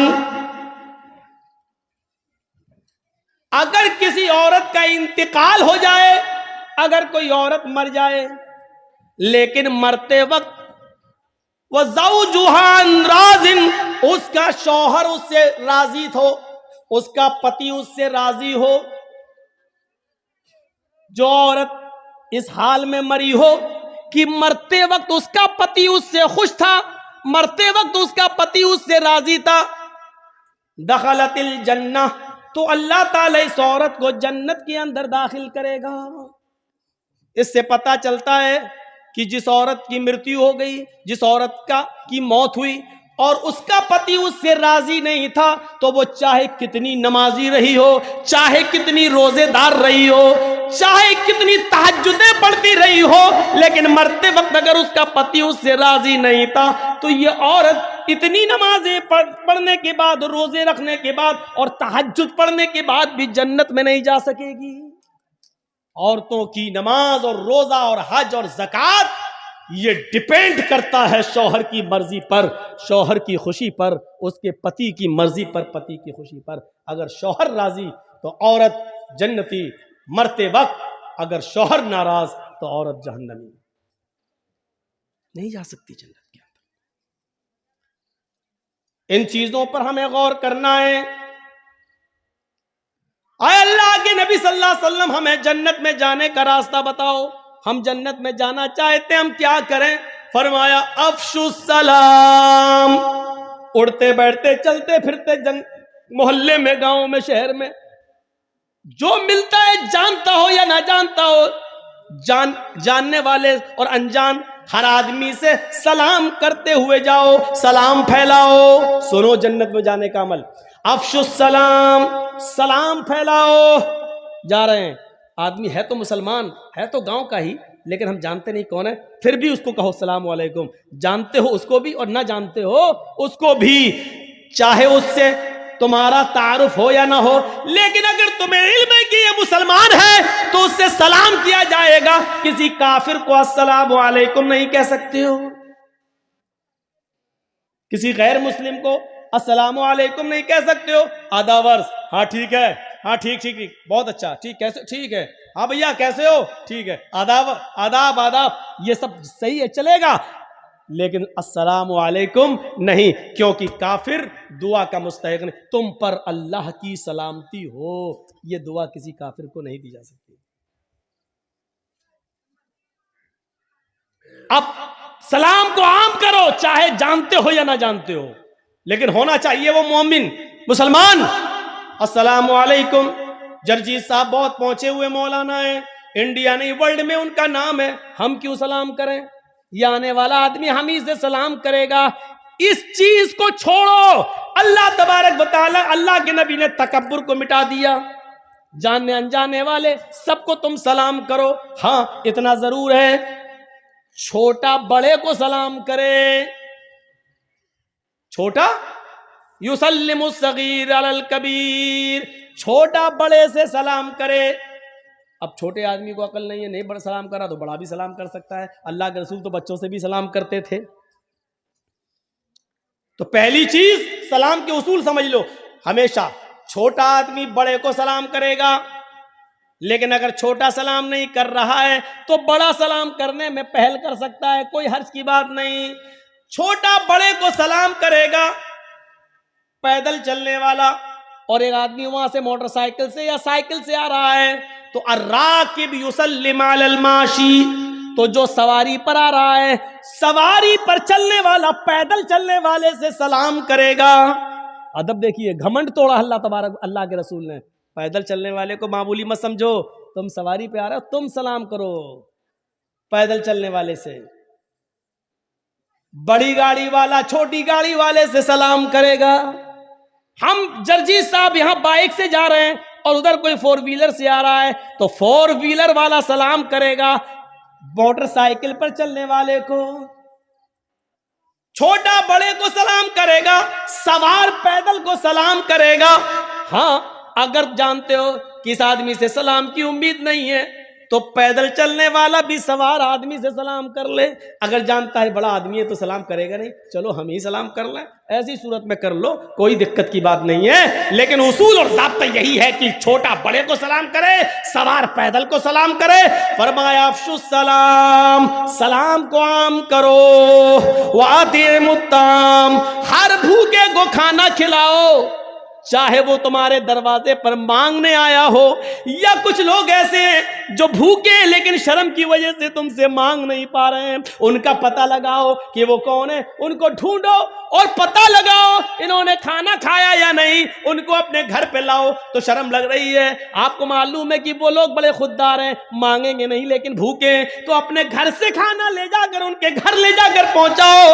अतिमुत ताम, भूखों को खाना खिलाओ, वसलुल अरहाम, रिश्तेदारियों को जोड़ो। आपको मालूम है ये मेरी खाला है, ये भांजा है, भांजा खाला से नाराज है, ये दोनों सगी बहनें आपस में नाराज हैं, ये फला गली का लड़का या फला हमारी गली के लड़के से नाराज है, ये रिश्तेदारियों में फर्क है।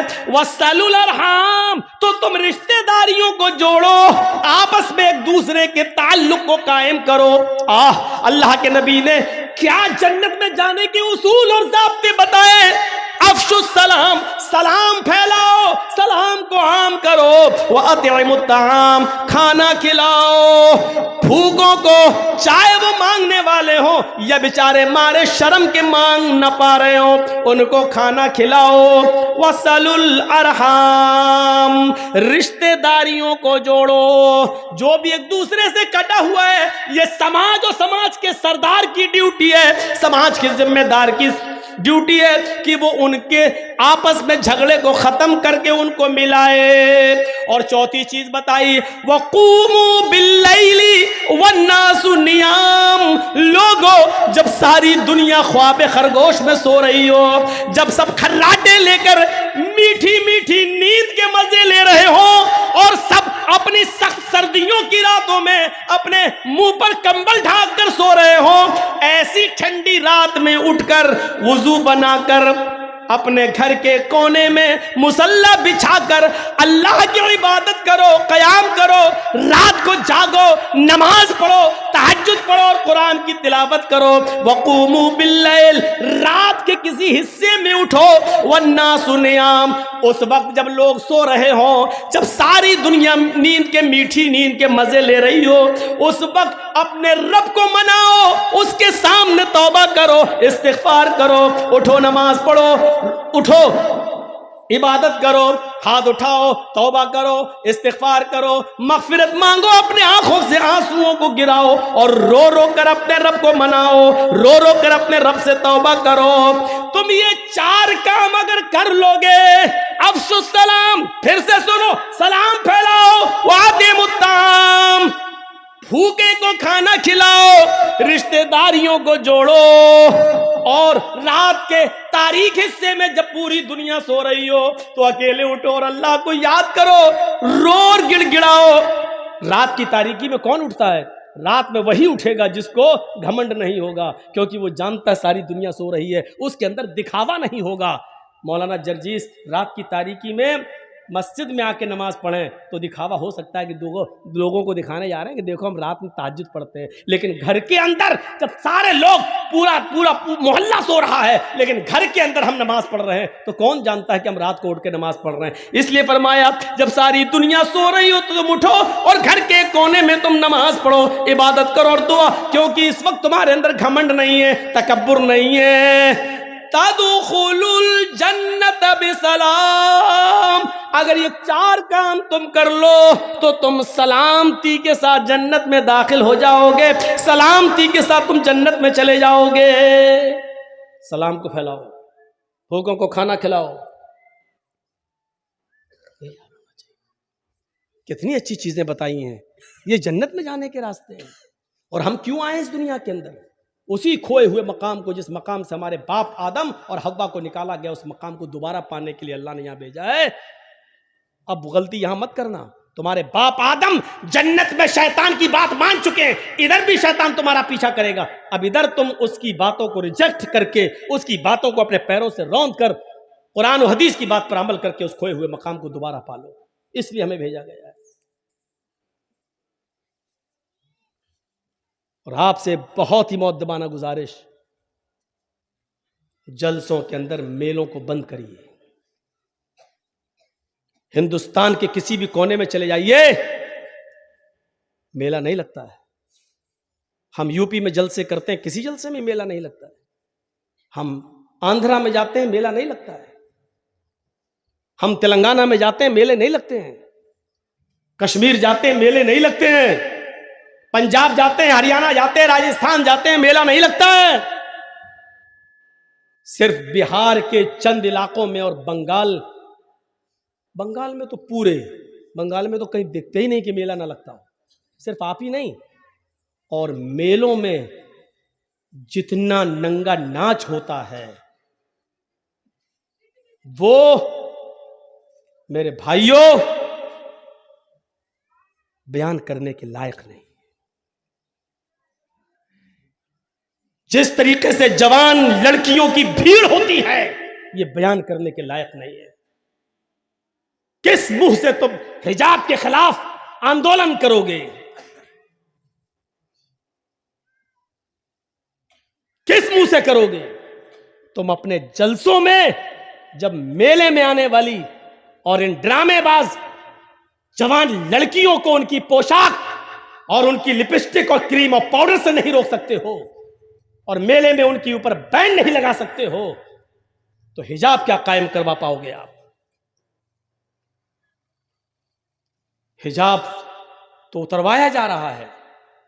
उसके जवाब में होना तो यह चाहिए था कि अच्छा, हमारी मुस्लिम बेटियों से हिजाब उतरवाएगा। इस जिद में पूरे हिंदुस्तान की सारी औरतों को हिजाब पहनना शुरू कर देना चाहिए था कि हिजाब सिर्फ उस लड़की का मसला नहीं, हमारे इस्लाम से जुड़ा हुआ एक अहम मसला है। होना तो यह चाहिए था। सिर्फ जलूस निकाल लेने से हक अदा नहीं हो जाएगा। टीवी पर डिबेट हो जाने से हक अदा नहीं हो जाएगा। बहुत ही मौजरत के साथ कहना पड़ता है, देखिएगा अभी कुछ देर पहले क्या हाल था इसी रोड का। लड़कों से ज्यादा लड़कियां दिखाई दे रही थी, और 5-6 साल की बच्चियां नहीं, 15, 16, 18, 20 साल की लड़कियां। और वो कपड़े, अल्लाह की कसम, फिर सुन लो, अल्लाह की कसम, जो कपड़े पहने हुए थी, किसी भी कीमत पर उन कपड़ों को तहजीब के कपड़े नहीं कहा जा सकता है। किसी भी कीमत पर उन कपड़ों को शर्म हया के कपड़े नहीं कहा जा सकता है। बेशर्मी और बेहयाई के कपड़े पहने हुए थे। अब बताना पड़ेगा कि बेशर्मी और बेहयाई का कपड़ा कौन सा होता है। बंद करिए मेलों को। और अगर आप मेला बंद नहीं कर सकते हैं और मेला भी करें और जलसा भी, तो यह सोच के उठिएगा कि आपको इस जलसे का कोई सवाब नहीं मिलेगा। क्योंकि हदीस के अल्फाज हैं, जो बुराई तुम अपनी हाथ से रोक सकते हो तो पहले उसको रोको। मेला तुम रोकने की ताकत रखते हो, जब जलसा करवाने की ताकत रखते हो तो मेला रोकने की भी ताकत रखते हो। यह हाथ से करने की ताकत है। और जब हाथ से रोकने की ताकत ना हो तो जबान से मना करो, भाई ऐसा मत करो। और जब जबान से भी ताकत ना हो तो दिल से बुरा जानो, खुद ना जाओ, हटो, चलो, हाथ से रोको। हजरत उमर फारूक के ज़माने में एक आदमी टखने से नीचे लुंगी पहनता हुआ, पैजामा पहनते हुए जा रहा था। लुंगी से नीचे, ये वो टखने से नीचे जा रहा है। हजरत उमर फारूक की नज़र उसके ऊपर पड़ गई। वो आगे आगे जा रहा, पूछते अहाय जनता। उसने पीछे मुड़ के देखा, हजरत उमर किससे कह रहे हैं? अहाइज अंता का मतलब जानते हैं? हजरत उमर ने कहा उसे, तुझे पीरियड आ रहा है क्या? औरतों को जो महीने में कुछ दिन, मखसूस दिन जो उनको गुजरना पड़ता है एमसी से, उनको कुछ दिन, 4-5 दिन जो उनको ब्लड आता है, उस महीने को उसको कहते हैं पीरियड, महीना। तो हजरत उमर ने उससे कहा, अहाइज अंता, क्या तुझे पीरियड आ रहा है, महीना आ रहा है? वो पीछे मुड़ के देखता है, किसको कह रहे हैं अल्लाह के हजरत उमर? तो कहा कि जी किसको कह रहे हैं? कहा तुमसे कह रहा हूं। मुझसे? हंसते हुए वो कहता मुझसे कि हाँ। हंसते हुए कहता अमीरुल मोमिनीन आपका दिमाग तो सही है, हल यहीजुर रजुल, क्या मर्द को भी महीना आता है? देखिए सवाल क्या किया उसने, हल यहीजुर रजुल, क्या मर्द को भी पीरियड आता है? तो हजरत उमर ने कहा क्या मर्द भी टखने से नीचे पैजामा पहनता है? यानी टखने से नीचे कपड़ा पहनने का हुक्म तो अल्लाह के रसूल ने औरतों को दिया है। नीचे इतना नीचा कपड़ा हो, इतनी नीची शलवार हो, इतनी नीची साड़ी हो कि जमीन की मिट्टी को छूते हुए जाए, जमीन की मिट्टी से चिपक कर जाए, जमीन पर लटकती हुई जाए, उसकी चप्पल भी नजर नहीं आनी चाहिए। यह है औरत का पर्दा। टखने से नीचा कपड़ा तो अल्लाह के रसूल ने औरत को पहनने का हुक्म दिया है, और तुम टखने से ऊपर पहने हुए हो, तुम टखने से नीचे पहने हुए हो, यानी औरतों वाला कपड़ा पहने हो, औरतों वाला काम कर रहे हो। जब कपड़ा पहनने में, पैजामा पहनने में जब औरतों वाला काम इस्तेमाल कर सकते हो, तो हो सकता है कि तुम्हें महीना भी आ रहा हो। जेब सिक्कीन छुरी लाओ और छुरी से उसका पैजामा काट दिया। उसने कहा अमीरुल मोमिनीन मैं घर पे छोटा कर लूंगा। कहा नहीं, उसका पैजामा वहीं से काट दिया और कहा कि सुनो, अल्लाह के नबी ने फरमाया जब कोई बुराई अपनी आंख से देखो तो अपने हाथ से दूर करो। मेरे अंदर हाथ से दूर करने की ताकत थी। कौन है इसका जिम्मेदार? कौन करेगा? अभी इस समाज में कोई लड़का किसी लड़की को लेके भाग जाए, 2-4 दिन के बाद पकड़ा जाए, पंचायत बैठ जाएगी, इतना जुर्माना, इतना ये वो, शादी करो, ये करो, नहीं करे तो इतना जुर्माना, तेरी हिम्मत कैसे पड़ी? सब गांव के सरदार बैठ जाएंगे। एक लड़का लड़की को लेके भागता, पंचायत बैठ जाती है। आपके समाज में अगर कोई आदमी फजर की नमाज नहीं पढ़ता है, कहां चले जाते हैं गांव के सरदार लोग, और उस वक्त पंचायत बिठा के क्यों उसके लिए सजा मुतय्यन नहीं करते हैं? बताइए। आपके समाज में कोई आदमी शराब पी के घर पे आ जाता है, समाज का सरदार क्या करता है? मीटिंग नहीं बुलाता है, उस पर एक्शन नहीं लेता है। अगर लड़का लड़की को लेके भाग जाए, उसकी मीटिंगें हो सकती हैं, उसके ऊपर जुर्माना मुतय्यन हो सकता है, तो मुझे बताओ कि फिर आपके समाज में कोई फजर की नमाज ना पढ़े, जोहर की नमाज ना पढ़े, उसके लिए कोई सजा मुतय्यन क्यों नहीं की जाती है? मतलब यह है कि जो आप जिन कामों पर सजा मुतय्यन करेंगे और जो आपको अच्छा लगेगा वो आप करेंगे। शरीयत के मुताबिक आपको नहीं चलना है। आप जिसकी चाहेंगे उसकी पंचायत बिठाएंगे, और जो गुनाह है और जिन गुनाहों की नहीं चाहेंगे उन गुनाहों की ये आपकी मर्जी पर नहीं चलेगी। मेरे भाइयों, इस्लाम के अंदर नहीं चलेगी। अंदाजा लगाइए और गौर कीजिए। अल्लाह के नबी सल्लल्लाहु अलैहि वसल्लम फरमाते हैं, मैं अज़मल्ली बैना लहयैहि व रिजलैहि अज़मन लहुल जन्नह। जो मुझे इन 2 चीजों की जमानत दे दे, जो मुझे इन 2 चीजों की गारंटी दे दे, मैं उसको जन्नत की गारंटी देता हूं। कौन सी है वो 2 चीजें? बैना लहयैहि,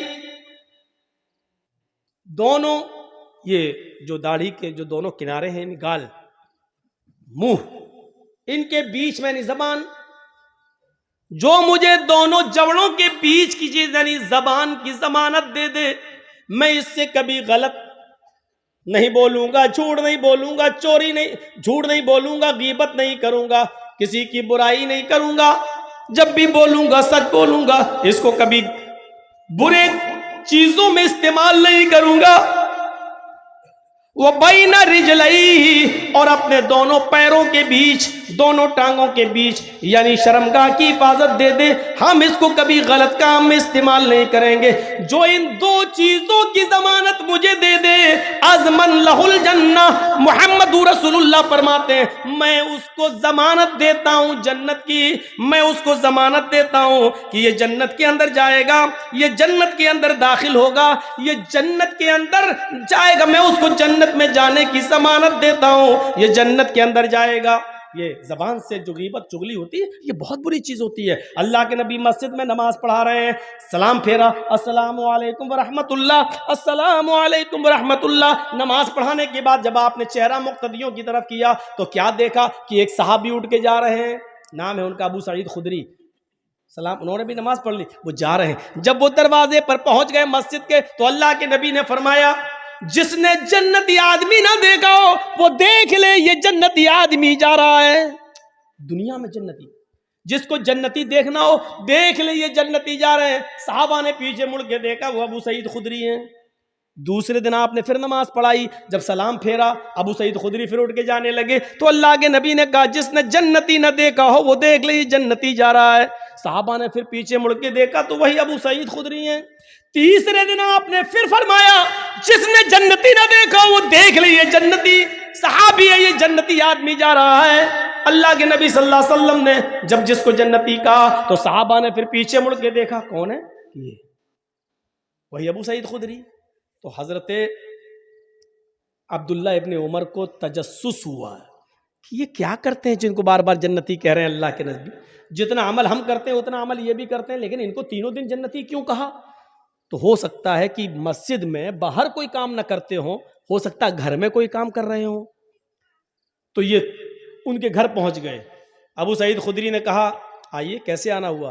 कहा, मेरे अब्बू से लड़ाई हो गई है मेरी, कुछ 2-3 दिन में तुम्हारे यहाँ रहना चाहता हूँ, उनका गुस्सा ठंडा हो जाएगा, मैं चला जाऊँगा। कहा, अच्छा ठीक है, आओ, कोई बात नहीं, माँ बाप से नहीं लड़ना चाहिए, वैसे तुम आ जाओ, मेरे मेहमान हो। उनको क्या मालूम ये किस लिए आए। उन्होंने कमरा दे दिया उनको। अब वो अब्दुल्ला इब्ने उमर उनके वो देख रहे हैं कि घर में ये कौन सा अमल करते हैं। लेकिन 3 दिन रुकने के बाद, 3 रात रुकने के बाद अब्दुल्ला इब्ने उमर कहते हैं कि मेरे सामने तो कोई ऐसा अमल आया नहीं कि जो हमसे ज़्यादा हो। घर में भी ये उतना ही करते जितना हम अपने घर में करते हैं, यानी जितनी नमाज ये अपने घर में पढ़ते हैं उतना हम भी अपने घर में पढ़ते हैं। तो तीसरे दिन जब ये वहां से जाने लगे तो कहने लगे, अबू सईद खुदरी, मेरे बाप हमसे नाराज नहीं है, मेरी माँ भी मुझसे नाराज नहीं है, बल्कि मैं तो एक चीज का पता लगाने के लिए आया था। कहा, क्या पता लगाने के लिए आए थे? कहा, ये देखना चाह रहा था कि 3 दिन आपने नमाज पढ़ी और तीनों दिन जब आप मस्जिद के दरवाजे पे आए तो अल्लाह के नबी ने फरमाया, जिसने जन्नती न देखा वो देख ले। तो तीनों दिन आप ही रहे। मैंने सोचा कि पता नहीं, हो सकता घर में कुछ कोई अमल करते हो, लेकिन मैंने देखा कि आपके अमल हमारे अमल से ज़्यादा नहीं है। जितना हम घर में करते हैं उतना आप करते हैं, जितना हम बाहर करते हैं उतना आप भी करते हैं। लेकिन जन्नत में आप जा रहे हैं और किसी को अल्लाह के रसूल नहीं कह रहे हैं, सिर्फ आपसे कह रहे हैं, क्या मामला है? अबू सईद खुदरी कहते हैं, ये तो मैं नहीं जानता, लेकिन शायद एक वजह हो। कहा, क्या? मैं मस्जिद में भी फजूल में नहीं बैठता, बेकार नहीं बैठता। देख रहे हैं, मैं मस्जिद के अंदर भी फालतू नहीं बैठता। जैसे ही नमाज खत्म होती है, अस्सलामु अलैकुम वरहमतुल्लाह, अस्सलामु अलैकुम वरहमतुल्लाह, मैं फौरन नमाज पढ़ के, फर्ज नमाज पढ़ के घर आ जाता हूं। सुन्नतें और नवाफिल मैं घर में पढ़ता हूं। मेरी ये खूबी ये होगी कि अब तक जब से मैंने नमाजें पढ़ना शुरू की और इस्लाम लाया हूं, मैंने अब तक न तो अपनी जबान से किसी की बुराई की है और ना ही मेरे कानों ने आज तक किसी की बुराई सुनी है। हजरत उमर कहते हैं, अब्दुल्ला इब्ने उमर कहते हैं, शायद यही वजह हो। वो अल्लाह के नबी के पास आए। कहा, अल्लाह के नबी, अबू सईद खुदरी ने मुझे ये बताया है, क्या ये सच है? फरमाया, मैं नहीं चाहता था कि अबू सईद खुदरी की नेकी तुम्हें बताऊं, वो राज में थी, राज में रहने देता, लेकिन तुम उनके घर जाकर मालूम कर आए हो। हाँ, आए लोगों, उन्होंने आज तक किसी की गीबत नहीं की, उन्होंने आज तक अपनी जबान से किसी की बुराई नहीं की और आज तक उनके कानों ने किसी की बुराई नहीं सुनी है। यही नेकी है कि अल्लाह ने उनको जन्नती बना दिया और मैंने उनको जन्नती कह दिया। ये जन्नती आदमी है। इस हदीस की रोशनी में हम लोग अपना गरीबान के बटन खोल के झांकें कि कितने जन्नती हैं। अभी यहाँ से जाते जाते और घर तक पहुँचते पहुँचते भी किसी न किसी की बुराई कर ही देंगे। और इस मामले में हमारे दाएं बाएं जो बैठी हुई हैं हज्जने चौधराना, ये मोहल्ले की औरतें ना, ये तो अम्मा है बातों की, इनको तो अवार्ड मिलना चाहिए। एक पेड़ के नीचे 2 औरतें जोर जोर से बातें कर रही थी। अचानक एक आम ऊपर से टूटा और नीचे गिरा। एक औरत कहने लगी, ये अचानक कैसे गिर गया, ये गिरा कैसे? दूसरा आम आम दूसरी औरत बोलने ही वाली थी कि इतने में आम खुद बोल पड़ा, तुम दोनों की बातें सुन सुन के हम पक गए इसलिए गिर गए। यानी औरतें इतना बोलती हैं कि आम तक पक, उनकी बातें सुन के पक जाते हैं। ये चुप रह ही नहीं सकती है, ऐसा ट्रांजिस्टर, ऐसा रेडियो है इसका। कभी कभी आप देखिए स्कूल में भी जाएंगी सहेलियों के साथ तो पीछे बाइक वाला हॉर्न ही मारता रहेगा, इनको हॉर्न नहीं सुनाई देगा बातों के आगे, बातों के आगे। जन्नत इसीलिए फरमाया अल्लाह के नबी ने, इत्तलातु फिल जन्नती फराइतु अक्सर अहलिहाल फुकराउ। बुखारी शरीफ की हदीस, वत्तलातु फिन्नार फराइतु अक्सर अहलिहान निसाउ। अल्लाह के नबी फरमाते हैं कि मैं जब जन्नत में गया तो मैंने जन्नत में झांक कर देखा। जब मुझे मेराज हुई मैंने जन्नत में झांक कर देखा, फराइतु अक्सर अहलिहाल फुकरा, तो मैंने जन्नत के अंदर सबसे ज्यादा तादाद गरीबों की देखी, मिस्कीनों की देखी, फकीरों की देखी, यानी अमीरों को मैंने जन्नत में कम देखा। ये आज के दौलतमंद और अमीर लोगों के लिए बहुत बड़ी नसीहत है ये हदीस। अल्लाह के रसूल कह रहे हैं और इस हदीस को कोई ठुकरा नहीं सकता, बुखारी की है। फराइतु अक्सरा अहलिहाल फुकरा, जब मैंने जन्नत में झांक कर देखा तो मैंने सबसे ज्यादा, जब मैंने जन्नत में झांक कर देखा तो जन्नत के अंदर सबसे ज्यादा तादाद मैंने फकीरों की देखी, गरीबों की देखी, मोहताजों की देखी, बेबस और कमजोर लोगों की देखी। गरीब आदमी को क्या हिसाब किताब देना, उसको दौलत का हिसाब देना ही नहीं है, उसके पास है ही नहीं, उसको जुल्म का हिसाब देना ही नहीं। गरीब आदमी वो दूसरे के ऊपर जुल्म कर ही नहीं सकता बेचारा, उसको किसी का, उसको नमाज का, रोजे का, बस दो ही चीजों का हिसाब देना है। ज़कात तो उसके ऊपर फर्ज थी ही नहीं बेचारे को कि ज़कात दी थी कि नहीं, उसके पास खुद ही नहीं था, वो दूसरों से खुद ज़कात लेता था, तो उसको नमाज और रोजे का हिसाब देना, बस ज़कात उसके ऊपर थी नहीं क्योंकि वो खुद गरीब है, हज उसके ऊपर था ही नहीं क्योंकि हज का पैसा ही नहीं था, वो गरीब आदमी। इसलिए फरमाया कि गरीब आदमियों को जन्नत में इसलिए देखा क्योंकि वो उनका हिसाब किताब जल्दी हो गया और वो बेचारे अपने हिसाब किताब में फंसे ही नहीं क्योंकि ज़कात उन पे थी नहीं और हज उन पे था ही नहीं, कलमा पहले से पढ़े हुए थे, नमाज और रोजे के हिसाब में कामयाब हो गए और उनको जन्नत में दाखिल कर दिया। लेकिन अमीरों को मैंने जन्नत में कम देखा क्योंकि अमीर कभी ज़कात के मामले में फंस गए, डालो जहन्नम में। हज साहिब इस्तिताअत है लेकिन हज नहीं किया, डालो जहन्नम के अंदर। बहुत बड़ा गुनाह है साहिब इस्तिताअत होकर भी हज न करना, इतना याद रखना।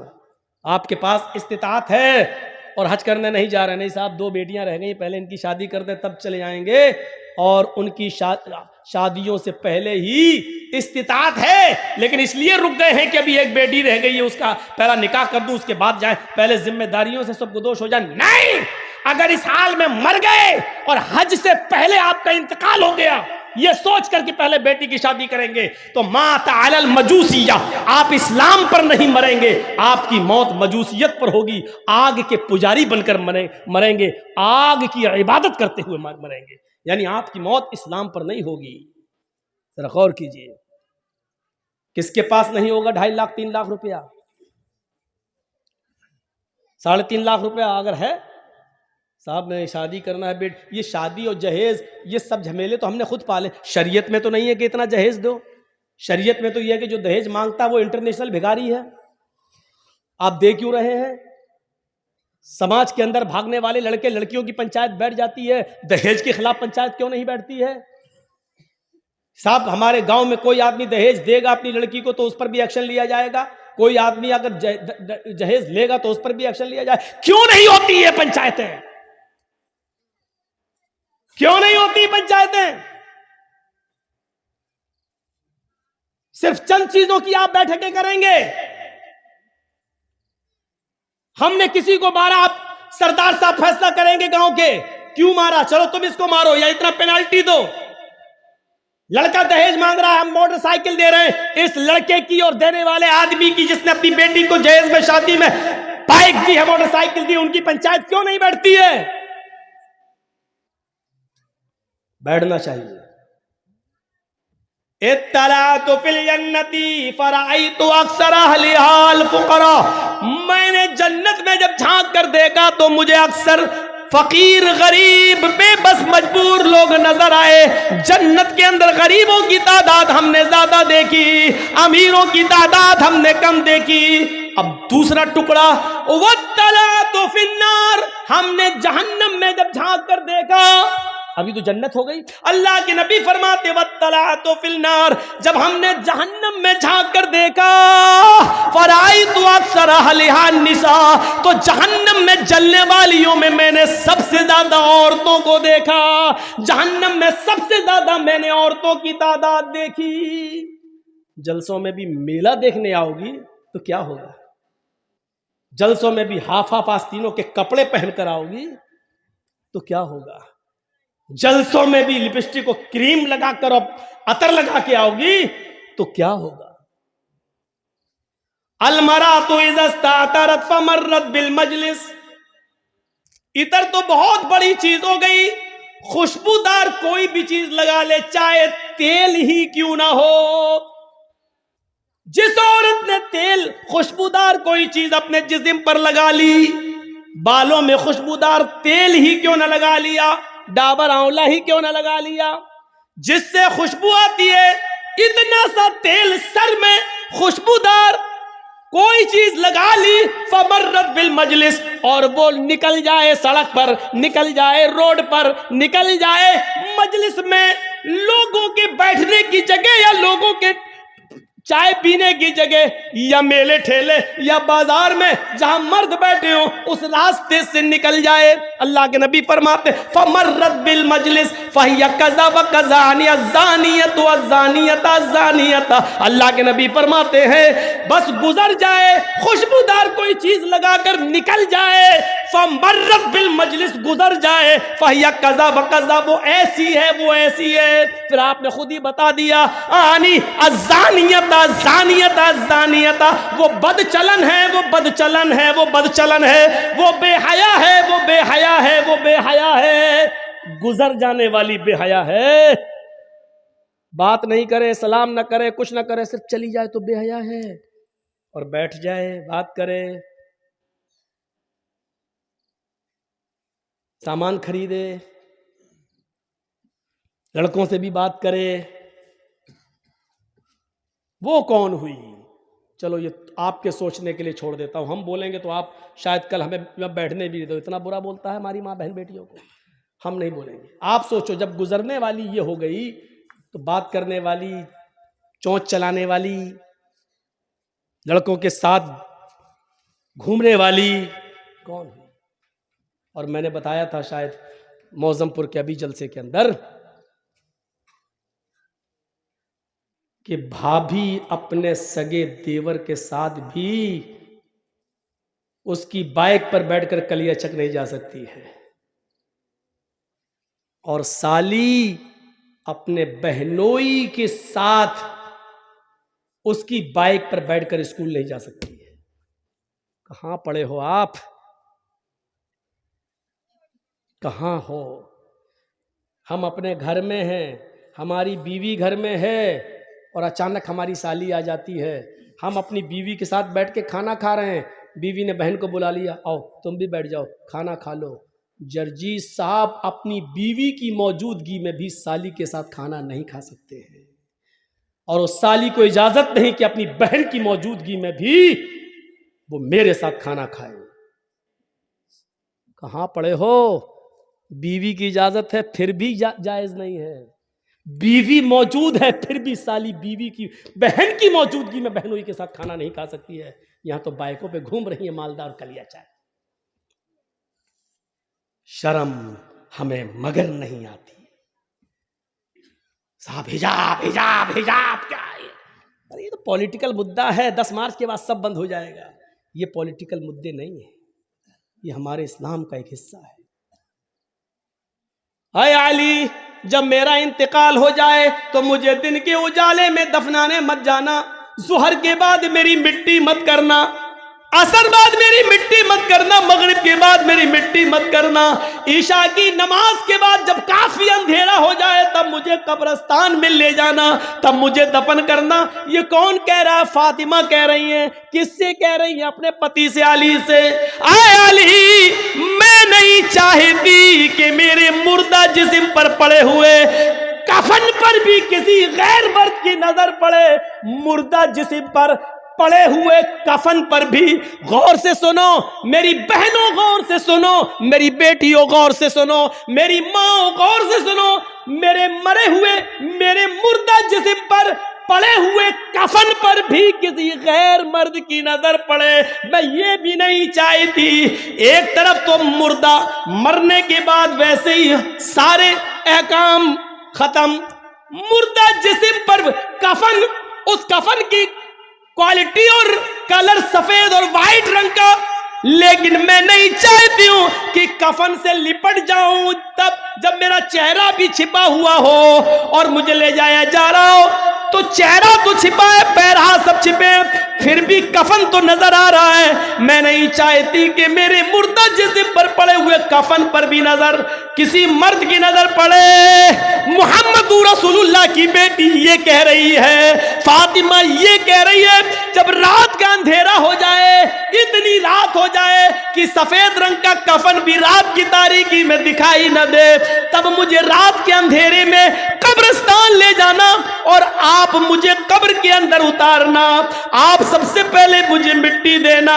मेरे प्यारे साथियों गौर करो, ये मसले को एक तूफान बनाया जा सकता है कि शौहर बीवी को गुस्ल दे सकती है या नहीं, बीवी मरने के बाद शौहर को गुस्ल दे सकती है या नहीं, लेकिन फातिमा कह रही है, आए अली मेरे इंतकाल के बाद आप मेरे बदन को हाथ लगाएंगे, आप मुझे गुस्ल देंगे, मैं आपके हाथ से नहाना पसंद करूंगी, मुझे आप गुस्ल दीजिएगा।